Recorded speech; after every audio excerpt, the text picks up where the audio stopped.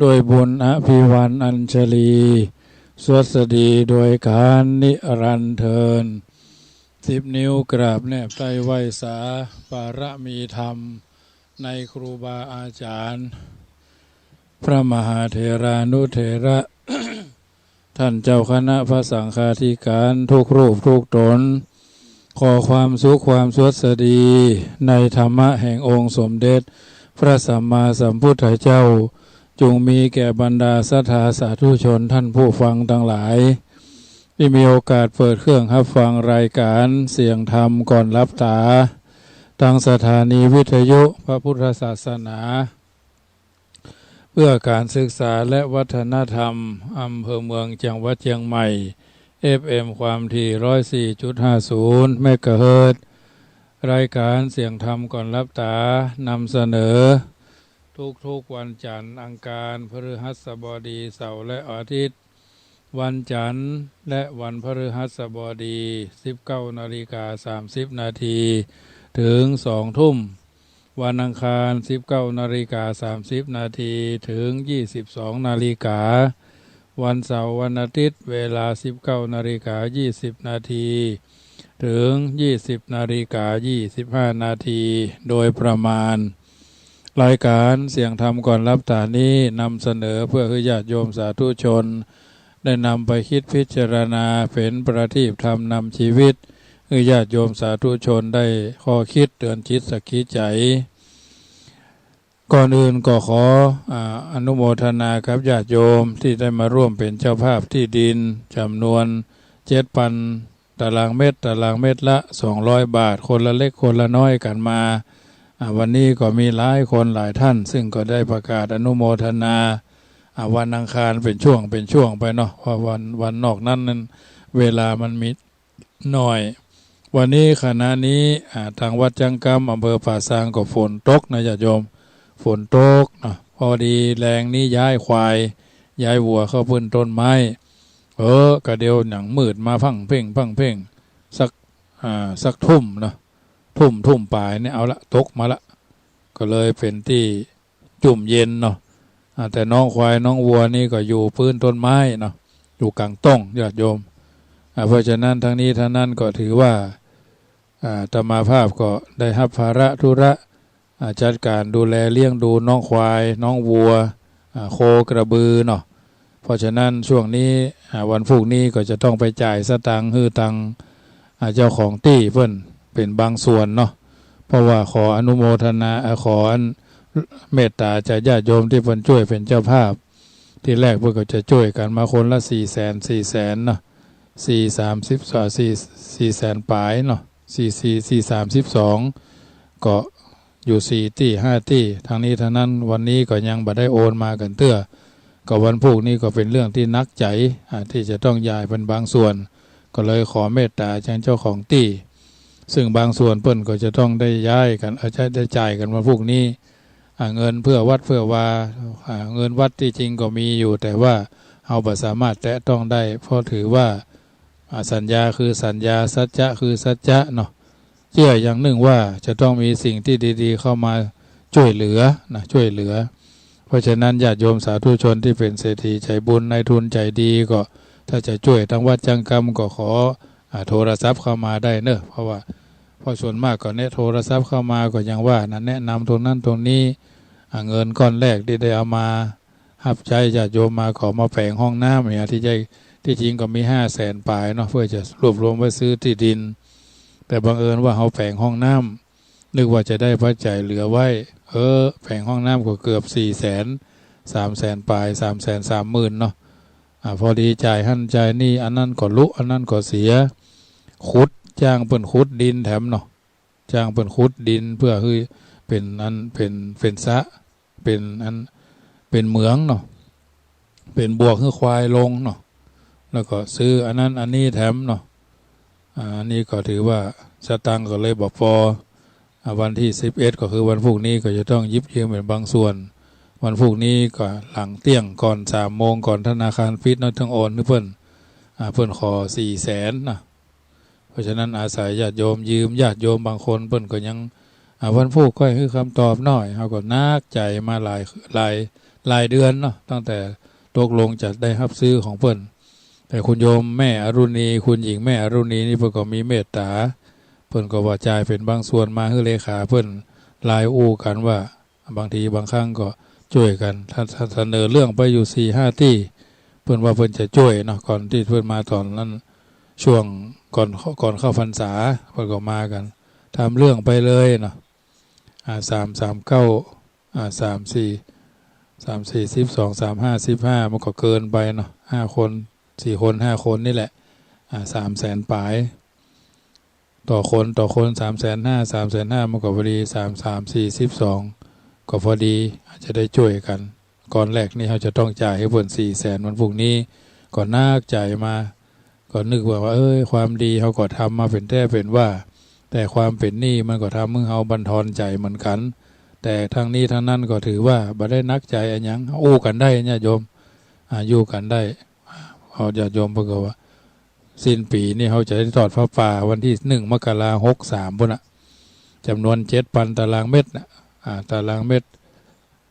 อย่างน้อยๆก็ตารางเมตรละ200ได้ตั้งพระป่าไว้ 2,563 กล่องเพชรกล่องละ1,000กล่องทองกล่องละ500กล่องเงินกล่องละ300กล่องธรรมดาก็คือกล่องละ200เนาะอันนี้ก็ตั้งไว้ได้ทำปฏิทินไว้ 2,000 ชุดคือญาติโยมได้ไฟเป็นไปติดไปตามบ้านตามวะตามบ้านตามจองมันเป็นรูปควายมีรูปที่ผืนดินแผ่นดินที่เขาจะซื้อพระปฏิทาพระประธานแล้วก็อาตมาภาพก็มีรูปอยู่ท่านโดยเป็นลักษณะเนี้ยเบอร์ธนาคารก็มีท่านโดยอันนี้เป็นต้นอันนี้ถือว่าเขาท่านทั้งหลายก็ได้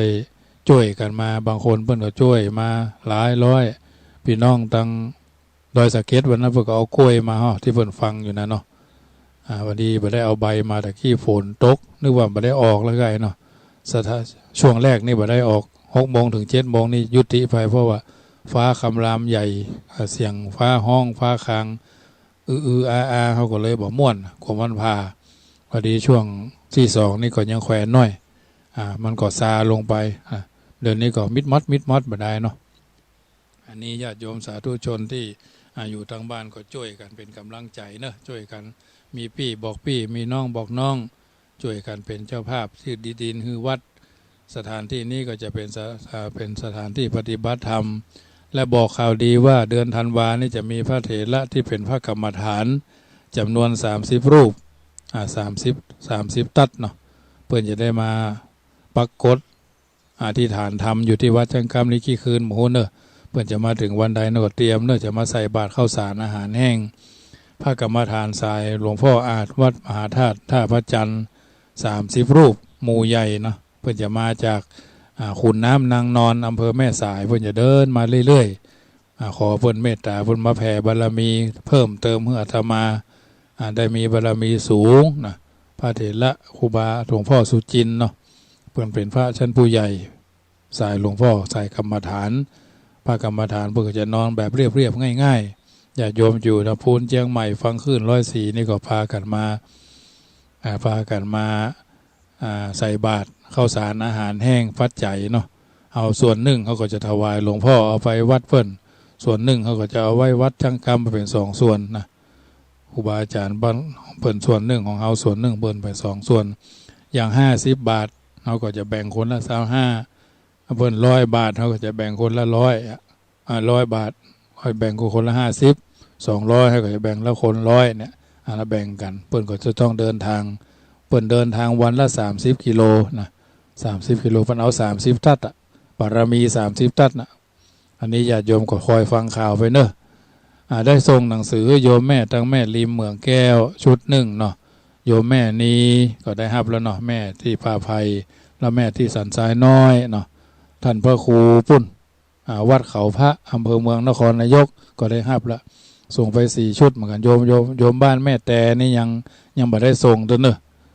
2-3 วันนี่เจ็บท้องนะปวดท้องบ่ค่อยม่วนถ่ายเข้าห้องน้ำบ่อยมากนะก็เลยรู้สึกว่าอ่อนล้าอ่อนแรงเหมือนกันญาติโยมแต่ทั้งนี้ทั้งนั้นก็ยังแควนมาละนะฉันน้ำล้างสันน้ำอยู่น้ำอุ่นเรื่อยๆนะกินน้ำเต้าหู้น้ำนมอย่างอยู่เป็นประจำเนาะนมต้มละ อันนี้ก็ถือว่าช่วยได้ข้าวต้มอาหารอ่อนมันมีเป็น5เหมือนกันนะญาติโยมกลางคืนนี่นอนต้องอกอักนะก็เรียกว่าร่างกูเป็นอันนั้นอันนี้อย่าใกล้เนาะไม่ใช่กลัวตายนะกลัวเจ็บขั้นเจ็บนี่นั่นแหละเพราะฉะนั้นแต่ว่าทุกขเวทนาเนาะญาติโยมมียาดีอย่างก็บอกมาเด้อ จะได้เอาไปฉันแต่ก็ทุเราเบาบางแล้วญาติโยมวันพวกนี้ก็จะมีงานทำบุญหลวงปู่ครูบาพันธ์วัดพระบาทห้วยต้มนะ93 ปีวันพวกนี้นะธรรมาภาพก็จะต้องเดินทางไปกินไปตานที่พุ่นคืนวันที่19กับพี่น้องอยู่ตังเชียงใหม่โยมแม่เรนูกับพระกันได้เนอะที่วัดเจ็ดลินนะถ้าสบายดีคงสบายแล้วเนาะโยมแม่เรนูถ้าโทรศัพท์กดเข้ามาหรือว่าฮับก็ได้เนาะจะได้ฮู้ว่าโยมแม่เพิ่นบ่ค่อยสบายเนาะเกือบจะตั้งสวดแล้วประมาณนะครับพอตกใจคงจะสบายดีแล้วเนาะขอทุกคนทุกท่านตั้งใจฟังฟังธรรมกันไปเนอะเพราะฉะนั้นจะไปลืมเนอะวันที่1 มกราคม 63ช่วยกันเป็นเจ้าภาพที่ดิน 7,000 ตารางเมตรธรรมาภาพก็ฟักไฟให้ได้เอามาเป็นของวัดนะไม่ใช่ขี้โลภนะถ้าหากว่าเป็นสิ่งที่ดีก็ช่วยกันเนอะผ้าป่า63 ต้นจะเป็นเจ้าภาพศรัทธาเจ้าภาพสายบุญก็ได้ตัดไล่เขาบอกว่าคนละ5คนละน้อย2น้อยก็เป็นหลายนะ63สายบุญรวบรวมปัจจัยไส้หนี้เพิ่นนั่นแหละเนาะจะต้องใจสตางค์มูลค่าที่ดินนี่ก็1,400,000 บาท จ่ายไปแล้ว 40,000 เนาะมาจำไปแล้ว 40,000 ก็เหลือ130,000 ปลาย300,000ว่า1,300,000 ปลายเนาะญาติโยมอันนี้ก็ช่วยกันเนอะถ้ามีโอกาสจังว่าจะช่วยบรรเทาเบาบางช่วยวัดจังคำคือเป็นวัดที่มีสีสง่าแก่พระพุทธศาสนาเป็นลำดับไปเพราะฉะนั้นเป็นหนี้เพิ่นนี่ก็อย่างว่านะเป็นหนี้เป็นทุกข์ในโลกมีหนี้ก็บ่มีหน้าอย่างเพิ่นว่านะญาติโยม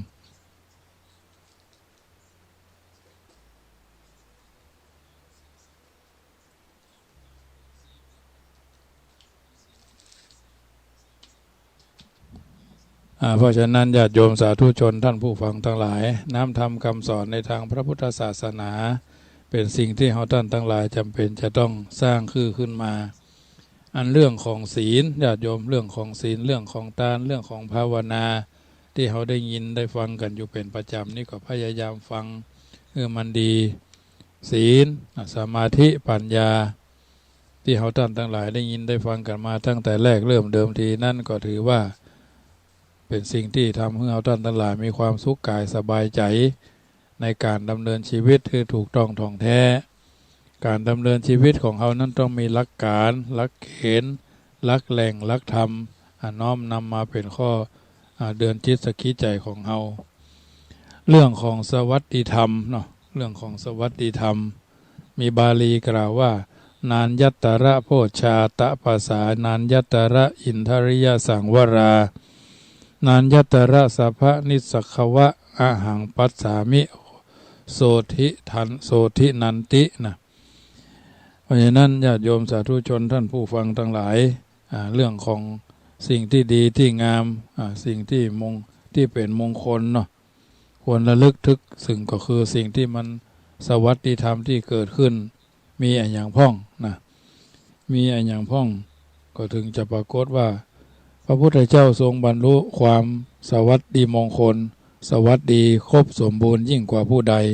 ก็เพราะพระองค์ทรงทดลองปฏิบัติวิธีการต่างๆทรงค้นพบและทรงรวบรวมหลักฐานที่เป็นความจริงในชีวิตแนะนำประชาชนผู้ต้องการความประสงค์ความสวัสดีจึงควรยึดแนวปฏิบัติตามหลักธรรม4ประการเหล่านี้มีคือครบถ้วนไม่ใช่เพียงแต่เลือกปฏิบัติบางข้อบางประการดังที่ผู้ปฏิบัติบรรลุผลสมปรารถนาก็เนื่องมาจากเลือกทำใจตามใจของตนเช่นการรักษาศีลก็เลือกรักษาศีลเพียงข้อ2ข้อจะคือดีได้อย่างใดแม้มีศีลแต่ขาดธรรมน้ำใจก็จะประพฤติดีต่อกันยังทำให้เป็นบุคคลใดยืดจืดใจดำไปบรรณาครบปัญญาความรอบรู้รู้สิ่งที่ควรรู้ปัญญาเป็นแสงสว่างกำจัดความมืดเป็นอาวุธสำหรับประหารความชั่วเป็นเครื่องสอดส่องให้หันต่างความมุ่งหมายของปัญญาอย่างแท้จริงก็คือ หูจักดีชั่วถูกผิดดวงตาเป็นประโยชน์สำหรับร่างกายปัญญาจึงเป็นดวงตาของจิตได้หูคิดหูพิจารณาทางนี้มีปัญญาด้วยกันคนละนักยังอยากที่จะหาคนดีได้ยังยากที่จะหาคนดีได้เพราะปัญญาต้องอาศัยธาตุประกอบอย่างอื่นๆเช่นความสามารถที่จะนำความรู้ออกใจมีความซื่อสัตย์สุจริตและยังกล้าพอที่จะทำหน้าที่นั้นๆเท่าที่ตนรับผิดชอบโดยนึกถึงงานหน้า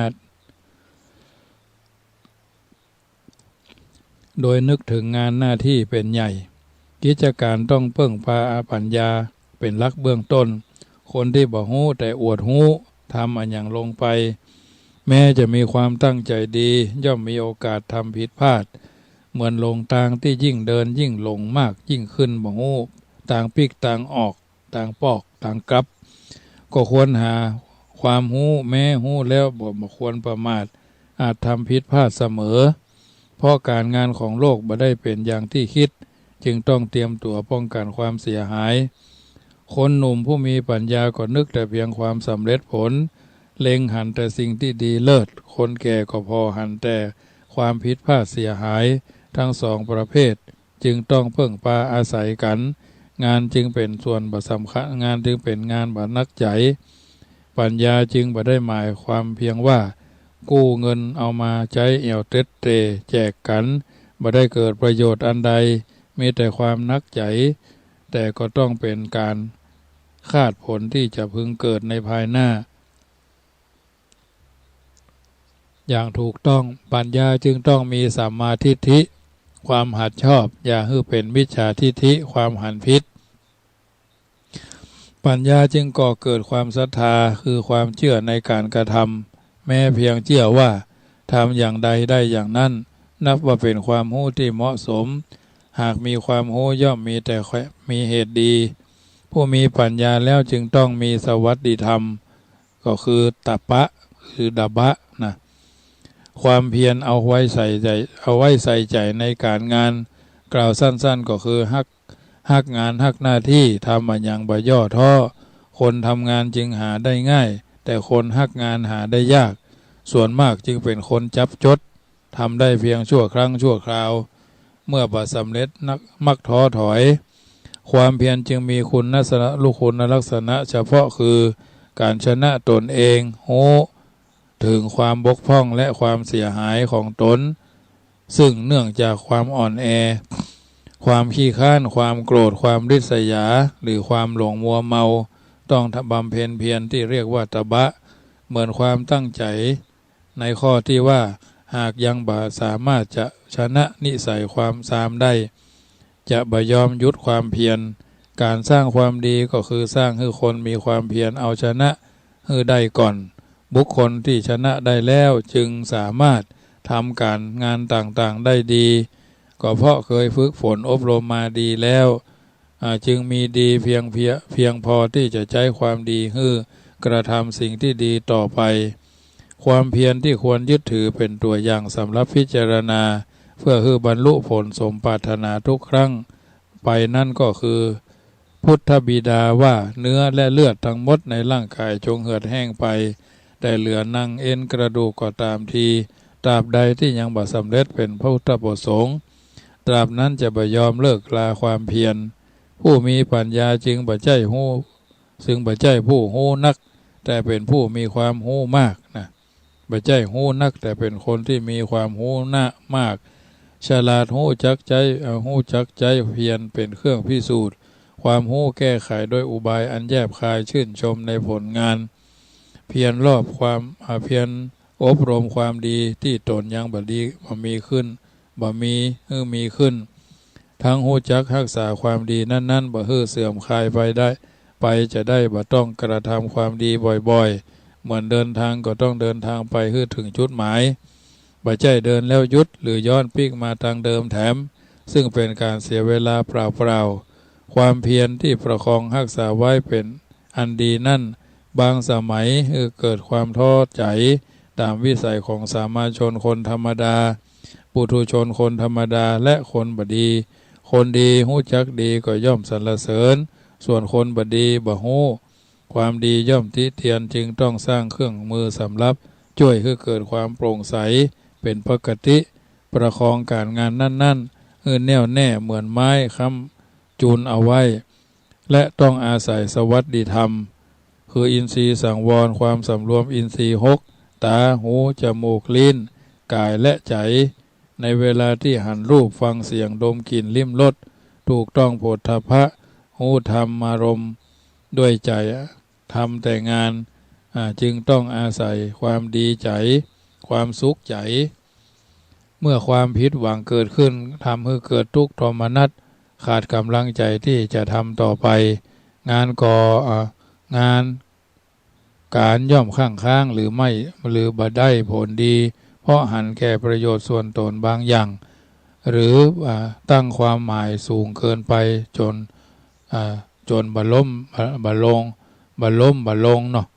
ความสำรวมอินทรีย์6จึงเป็นธรรมที่เหมาะสำหรับบุคคลทั่วไป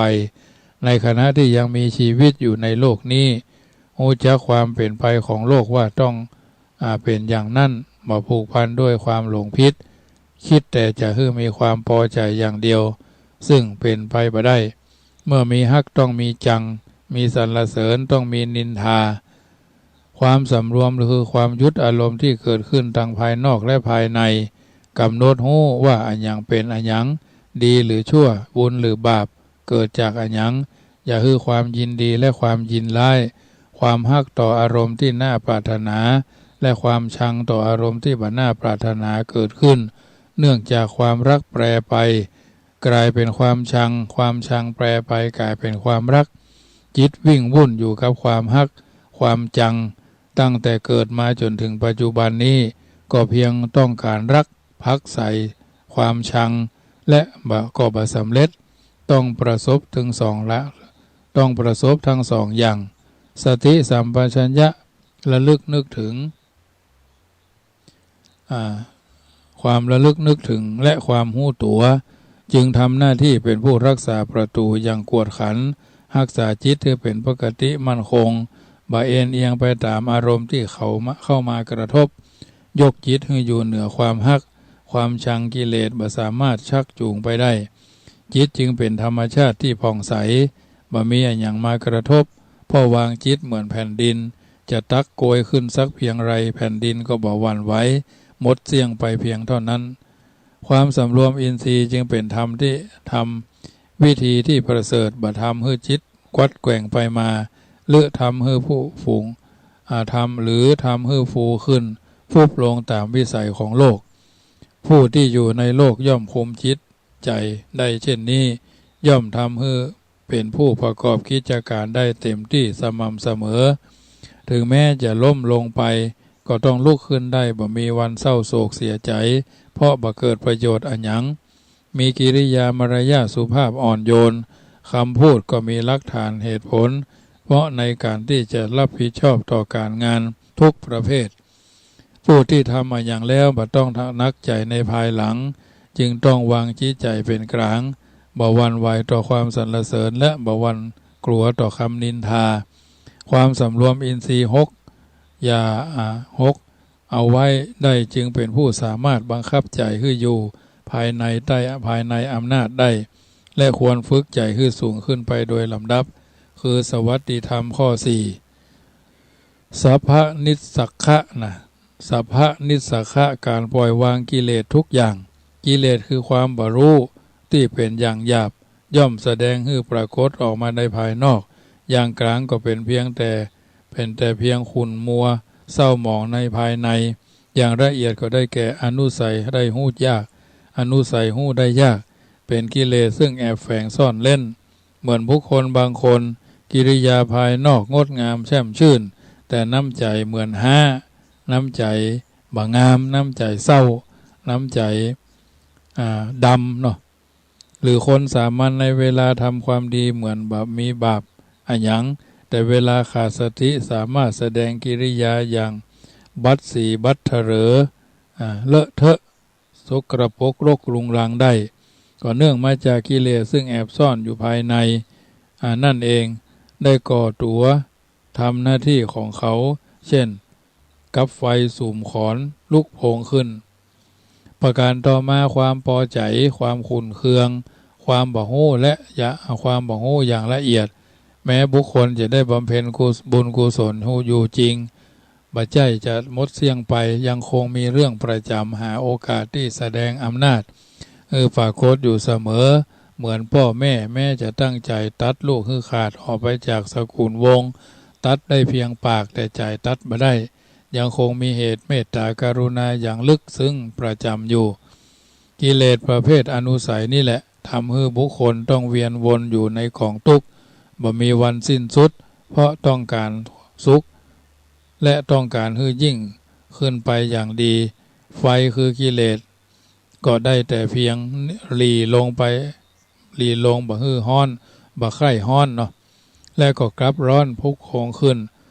จึงอาศัยความกำหนดหมายในธรรมคือความปล่อยวางกิเลสทุกอย่างและความชั่วได้เป็นเหตุข้อแรกแม้ความดีก็บ่ควรยึดถือเหมือนอาศัยเรือแพข้ามฟากไปก็ต้องสละเรือแพไปบ่ใจเฝ้าเรือแพไว้ฉะนั้นการทำความดีญาติโยมสาธุชนทั้งหลาย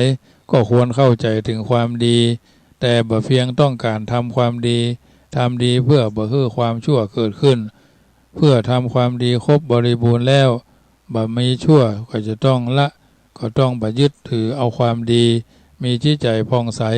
เพียบพร้อมด้วยความเมตตาปราณีตลอดไป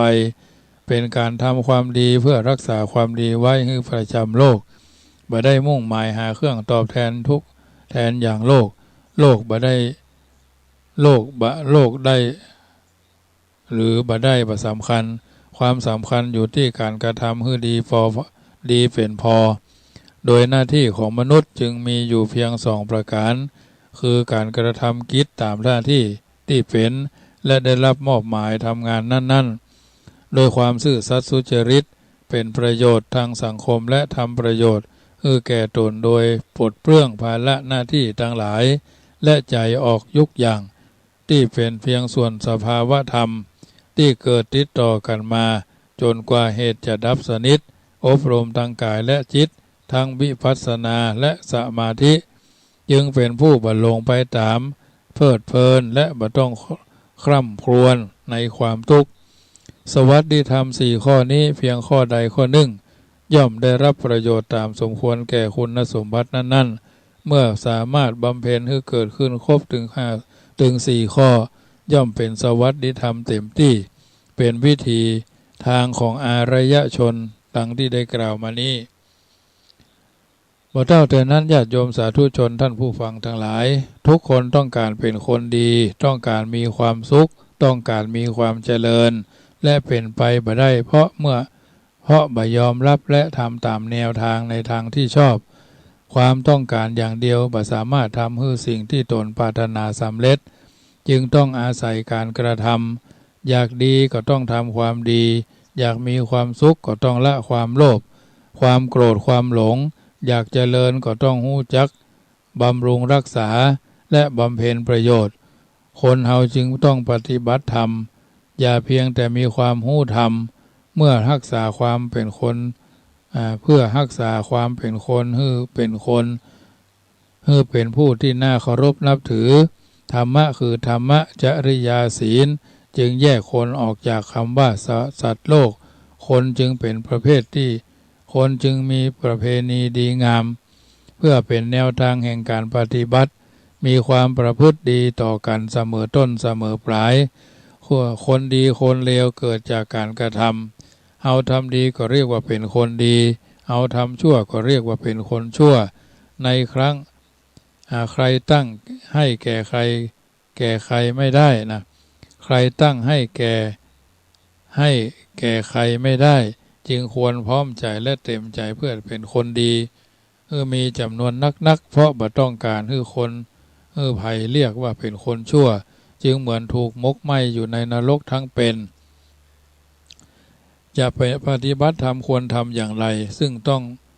งจะตรงกับธรรมะและถูกต้องควรปฏิบัติในธรรมดังต่อไปนี้จะปฏิบัติธรรมควรทำอย่างใดจึงควร จึงจะตรงธรรมและถูกต้องควรปฏิบัติธรรมดังต่อไปนี้หนึ่งรักษาศีลห้าอย่างเคร่งครัดเพราะเป็นธรรมดาของเป็นธรรมะของมนุษย์มีความเมตตามุ่งแสวงหาแต่ความสุขเลี้ยงชีพโดยชอบธรรมรักษาขนบธรรมเนียมประเพณีอู้จ่าจริงที่เป็นประโยชน์บาเสพของมึนเมาเล่นการพนันสองจะต้องรู้จักฟังหาความรู้ความเข้าใจหูกว้างตาสว่างต้องเรียนตลอดชีวิตตาดูหูฟังสามการสนทนาเป็นการแลกเปลี่ยนความรู้ระหว่างกันและกันเป็นการประหยัดเวลาเหมือนได้ครูอาจารย์ที่สั่งสอนแนะนำเสมอ 4. การอบรมจำใจให้สงบผู้ที่มีใจบ่สงบทำมันอย่างให้ดีได้ยากความสงบทำให้เป็นคนนักแน่นรอบคอบรวมกำลังของท่านรวมกำลังทำงาน 5. การใช้ปัญญาพิจารณาความจริงให้รู้หันความเป็นจริงจนละหายสงสัยในชีวิตซึ่งเหมือนยืมของมาใช้เพียงชั่วคราวก็ต้องคืนเข้าไปตามธรรมชาติของดินน้ำไฟลมจึงบ่ควรติดหลงอยู่ในสังขารหาความรู้ในสติปัฏฐานสี่การตั้งสติไว้ในธรรมสี่อย่างกายเวทนาจิตธรรมฝึกจิตมีสติระลึกอยู่เฉพาะกายเวทนาจิตธรรมซึ่งบ่ใช่สัตว์บุคคลตัวตนเป็นเครื่องถอนกิเลสคือความอยากดิ้นรนความรื้อถอนกายก็คือประชุมมีลมหายใจยืนเดินนั่งนอนเป็นต้นเวทนาคือความสบายความทุกข์คือความสบายความทุกข์และความรู้สึกกลางจิตคือความคิดดีคิดชั่วนะคิดดีทำดีคิดชั่วนะธรรมะคืออารมณ์ที่เป็นกุศลและอกุศลมันระลึกคือมีสติอยู่ที่ธรรมทั้งสี่เป็นเพียงกายเวทนาจิตธรรมบ่มีสิ่งอื่นที่เป็นตัวตนคนเฮาทำเพื่อหายรักษาทำเพื่อหายฮักหายจังเป็นยารักษาโรคโรคเกลียดให้ระงับลงได้ความพอใจความเสียใจจะค่อยคลายหายไปโดยวิธีคือใช้ความเพียรติดต่อกัน4 ตอน1เพียรระวังอย่าให้ทำความชั่ว2เพียรเพื่อละเมื่อเผลอระลึกนึกถึงชั่ว3เพียรเพื่อทำความดีเท่าทันกันเพียรทำความดีทันที4เพียรรักษาความดีอย่าให้เสื่อมสลายไปรักษาไว้ให้ยิ่งกว่าชีวิตมีที่จะเป็นจำเป็นต้องมีที่จะทำให้ที่ทำบ่ได้เพราะบ่มีความเพียรการปฏิบัติธรรมโดยตรงก็คือ1ระลึกถึงพระพุทธเจ้าเพื่อให้เกิดความมั่นใจและความปลอดภัย2แผ่เมตตาให้สรรพสัตว์ทั่วโลกมีความสุขบ่เบียดเบียนกัน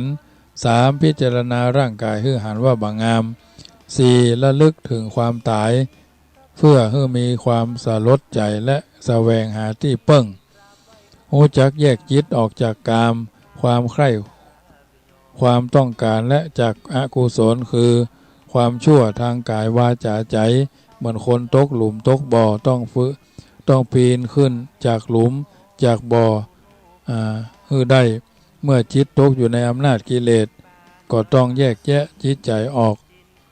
รักษาศีลแยกจิตแยกจากออกจากทุจริตความประพฤติชั่วทางกายวาจาใจเพราะมีโอตตัปปะความละอายความสะดุ้งกลัวต่อบาป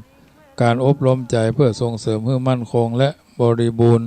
เต็มที่จึงต้องรู้จักว่าใจถูกกิเลสครอบงำปกคุมมาเป็นเวลาเมิน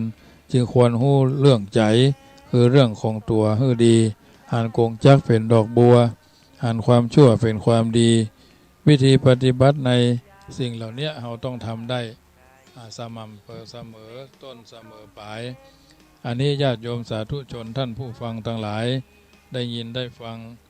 รายการนี้แล้วก็นำไปพินิจพิจารณาสมคุณสมค่าที่เราท่านทั้งหลายได้เกิดมาเป็นมนุษย์มาพบพระพุทธศาสนาในการทำคุณงามและความดีเป็นภาระหน้าที่ที่เราต้องทำกันอยู่เป็นประจำอยู่แล้วเพราะฉะนั้นรายการเสียงธรรมก่อนรับตาได้ดำเนินรายการมาก็พอสมควรแก่เวลา เหลวพอเวลาก็หมดลงพอดี จะไปลืมเนอะวันที่3 พฤศจิกายนเจิญร่วมทำบุญทอดกฐินที่วัดจังกำสมทบทุนสร้างบูรณะกุฏิสงฆ์จะต้องใช้เงินมูลค่า1,600,000 กว่าบาทสร้างซ่อมมาได้สร้างซ่อมบูรณะใหม่เปลี่ยนหลังคาเปลี่ยนหั่นเป็นนี่ก็คงจะเป็นสีสง่าแก่อารามในค่ำคืนของวันนี้ธรรมาภาพพระมหาประสิทธิ์ธรรมาภินันโทได้ดำเนินรายการมาก็พอสมควรแก่เวลาปล่อยเวลาเหลือเวลาให้ที่เพิ่นจัดรายการอื่นๆต่อไปรายการเสียงธรรมก่อนรับตาพระมหาประสิทธิ์ธรรมาภินันโทวัดจังกำตำบลมะกอกอำเภอป่าซางจังหวัดลำพูนคิดว่าพอสมควรแก่เวลาจะขอนำรายการจากท่านไปก่อนรัตนัตตยานุภาเวนะรัตนัตตยะเตจสาพุทโธบังซ้ายธัมโมบังขวาสังโฆบังกายาอะระหังบังเกสาอะระหังพุทโธนะโมพุทธายะลายสิสุดนี้ตมาภาพพระมหาประสิทธิ์ธรรมาภินันโทวัดจังกำตำบลมะกอกอำเภอป่าซางจังหวัดลำพูนเบอร์โทรศัพท์0861875325 หมดเวลาลงแล้วพบปะกันใหม่วันต่อไปท้ายที่สุดนี้ขอเจริญพรอนุโมทนา